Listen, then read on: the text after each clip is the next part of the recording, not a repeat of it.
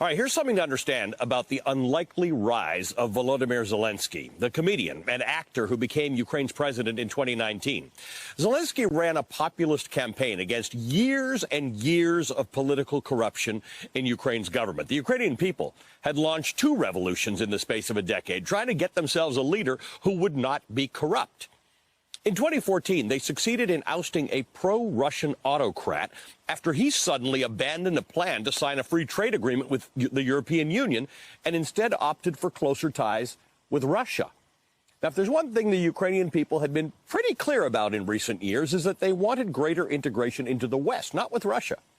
Ukraine has been trying to get into the European Union and into NATO for years, but has constantly been told they weren't ready. They had to crack down on corruption and strengthen the rule of law and democratic institutions. These were, in fact, all real problems in Ukraine. They were prerequisites for greater formal integration with Western Europe. Essentially, Ukraine had to get its act together. Only then could they join their neighbors like Poland and the Baltic states in orienting themselves westward and away from Russia. Now, the election of this young, charismatic, populist leader elevated to office on the promise of, well, finally getting Ukraine's act together felt like a real opportunity. Now, of course, Vladimir Putin didn't much like this idea. He didn't want to see Ukraine get its act together. Putin preferred that Ukrainians' experience with democracy had been riddled with corruption and disappointment. Plus, he saw this new Ukrainian leader as inexperienced, in way over his head. The guy used to be a comedian, for God's sake. A perfect opportunity to squeeze Ukraine for new concessions like ceding Crimea and eastern territories to Russia and swearing off alliances with the West. This was a moment when what Ukraine really needed was its biggest, strongest partner, the United States, to step up and say that Ukraine and its new president had the full backing and respect and support of the United States, that the U.S. stood with Ukraine and with Zelensky against any Russian aggression. But that's not what Ukraine's new president got. Ukraine's new president, Volodymyr Zelensky, got Donald Trump. Trump refused to invite Zelensky to the White House for a show of solidarity that the new Ukrainian leader so desperately wanted.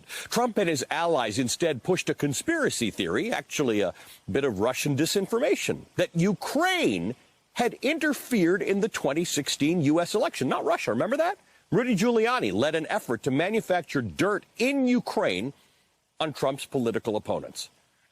When the American ambassador to Ukraine, Marie Yovanovitch, was perceived as a roadblock to that project precisely because she was such a staunch opponent of the corrupt figures in Ukraine who were helping Giuliani spin up this dirt, they trashed Yovanovitch's reputation. Donald Trump ultimately removed her. And of course, there was the infamous phone call in which that Trump made military aid to Ukraine contingent upon Zelensky doing Trump a favor, announcing investigations into Joe Biden and his son. Trump froze congressionally approved military aid to Ukraine to pressure him.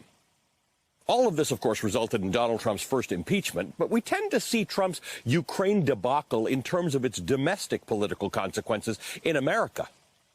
The consequences for Ukraine were far more serious. What Ukraine needed was for Trump to support its new untested, uncorrupt president on the world stage, so he was taken seriously by his neighbors, including Russia, and by his fellow citizens, so that he could be the real leader he needed to be in fending off Vladimir Putin. Instead, Donald Trump chose to try to leverage the situation for his own political gain. And for President Zelensky, having that military aid frozen, having the president of the United States try to shake him down, well, that cost Zelensky in terms of power. It cost him in terms of respect. It cost him in terms of his authority against Vladimir Putin. And who can say what it might end up costing him now that he is in a war that may come down to a matter of small degrees here and there?